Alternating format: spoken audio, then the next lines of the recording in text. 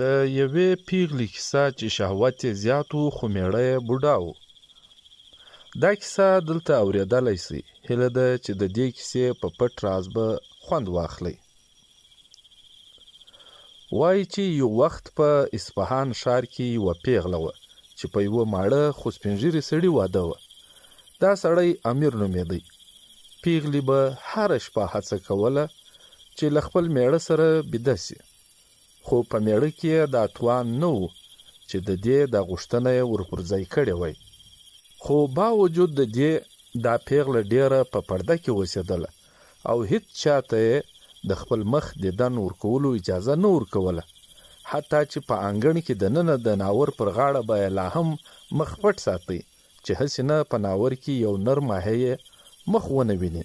خو یوه ورځ چې امیر له څو شپو د ښکار په وتلو وروسته کور ته راستون سو، نو د کور خادم پټ یوه خبره ورته وکړه چې امیر یې ډیر زیات په شک اخته کړ.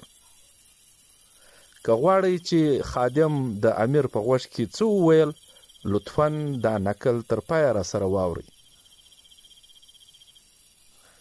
لنډه دا چې ښځه پیغله او ډیره ښکلې وه، خو امیر زیات زوړ او ناتوانه و. د امیر ښځه دونه حیاداره او پردهناکه وه چې امیر به لا هم کله کله د دې له پرده کولو څخه بد راتله. امیر به زیاتره په دې په خشم هم و چې ښځه یې ولې دونه پرده کوي، حتی چې امیر خپله ښځه د خوب په خونه کې لا هم په لوڅ سر نه و لیدلې.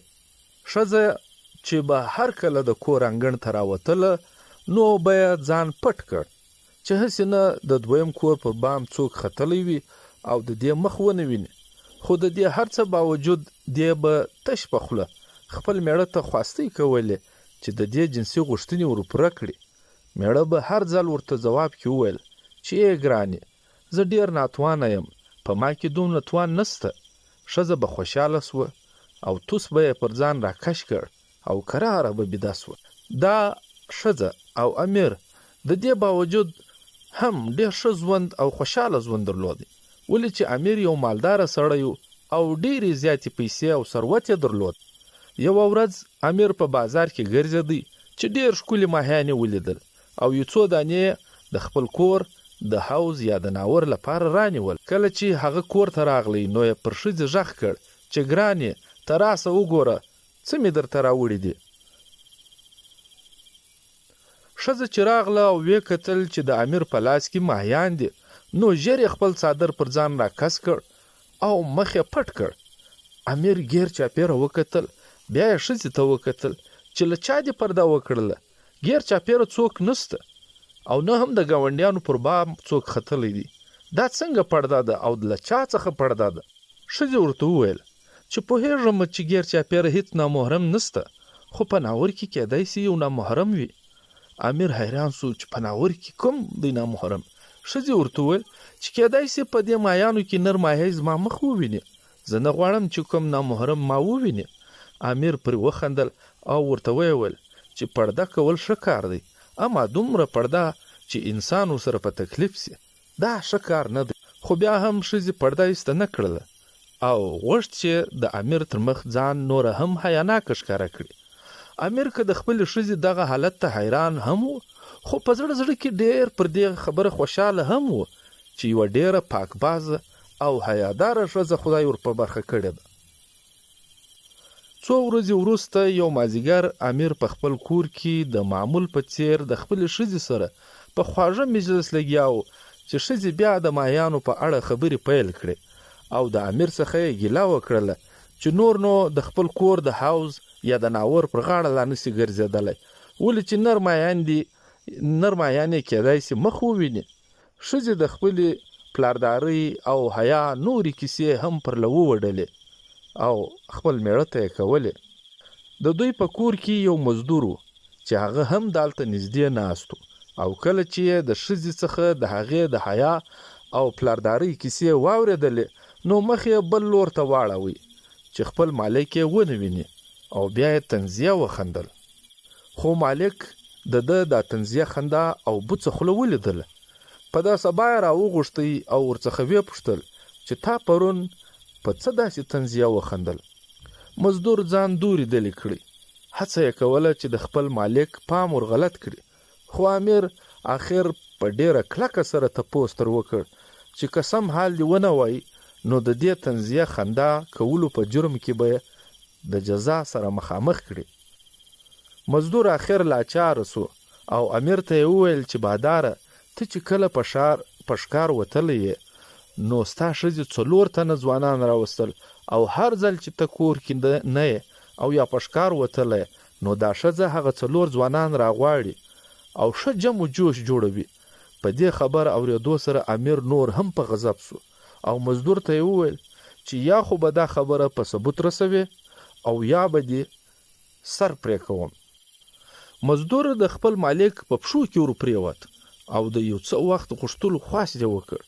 امیر هم د یوې اونۍ وخت ورکړ چې وروسته له یوې اونۍ به یې سر پرې کوي که یې دا خبره په ثبوت ونه رسوله.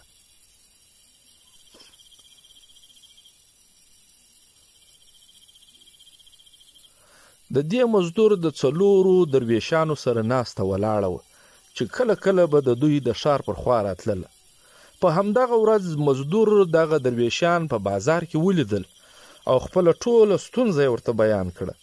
په درویشانو کې یوه درویش ورته وویل چې ورسه خپل مالک ته دې ووایه چې سبا سهار د ښکار کولو په خاطر له کوره راووځه او کور ته حال پرېږده چې د 1 اونۍ لپاره به کور ته نه راځي.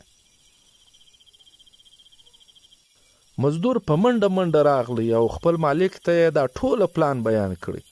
په دا ماخستن امیر هم خپلې ښځې ته وویل چې د 1 اونۍ لپاره به په ښکار ووځي.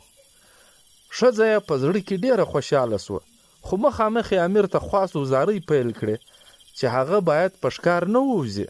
خو امیر خپلې ښځې ته دلاسا ورکړه او ورته ویې ویل چې 1 اونۍ زیاته موده نه ده، ډېر ژر به ستا څنګ او دې پالنګ ته ځان را رسوم. په دا بل سهار امیر د خپل مزدور سره له کوره راووت او نیغ درویشانو ته ورغلی. درویشانو ورته وویل چې که چېرته ستا مزدور رښتیا وایي نو دا رښتیا ته باید په خپلو سترګو ووینې. امیر حیران سو چې دا هر څه به دی په څه ډول په خپلو سترګو وویني. درویش ورته وویل چې تر ماښام پورې به صبر کوي. کله چې مازدیګر سو نو درویشانو 2 لوی منګیان راوړل. په یوه منګي کې امیر او په دا بل کې مزدور کښېنول. د 2 منګیو سرونه یې په پونډو ټوکرانو نرم ور وتړل. وروسته یې دا منګیان د آس په ټانګه کې کښېښول او د امیر د کور په خوا ور رهي سول. کله چې دوی د امیر د کور دروازې ته ورسېدل نو له کور څخه د موسیقۍ او د خندا ژوږ اورېدل کېدای سو. درویشانو غږ وکړی چې موږ د میخانې مزدوران یو او امیر دغه شراب راغوښتي وه، موږ دا دې اوس راوړله. د امیر ښځې خپلې خادمې ته وویل چې مزدورانو ته ووایه چې د شرابو منګي په دې برنډه کې کښېږدي. درویشانو هم غبرګ منګي په برنډه کې کښېښول او له کوره ووتل. د امیر ښځه او 4 یارانې تر نیمې شپې د حوض پر غاړه په خپلو مستیو اخته ول. امیر د منګي له سر څخه ټوکر پورته کړ او ټوله شپه دا حالت څاری. د سهارګاه پر وخت د امیر ښځه او 4 سره یارانې د خوب خونې ته ولاړل او پر پالنګ څملاستل. سهار چې لمر راتود سو نو امیر او مزدور دواړه له منګیو راووتل. امیر نیغ خپلې خونې ته ورغلی چیرې چې د امیر ښځه او 4 یارانې ښه په خواږه خوب ویده سوي وه. امیر دروازه ور وټکوله. کله چې د امیر ښځې دروازه خلاصه کړله نو د امیر په لیدو یې مخ تک سور واوښتی. امیر هغه تر لاس ونیوله او بیرته یې خونې ته دننه کړله. هلته امیر ډیر په تسلي د خپلې ښځې څخه پوښتنه وکړله چې دې ولې د سره داسې بد وکړل. ښځې یې په ځواب کې ورته وویل چې که تا زما فطري ارمانونه راپوره کولی ما به هیڅکله دا کار نه وای کړی. امیر ورته وویل چې په دې کې شک نسته چې ما ستا ارمانونه نه سوه پوره کولی، نو ښه لاره یې دا وه چې تا له ما څخه د بېلتون غوښتنه کړې وای. د دې خبرې په ځواب کې ښځې ورته وویل چې د بېلتون نه غوښتلو کې زما 2 مجبوریانې وې.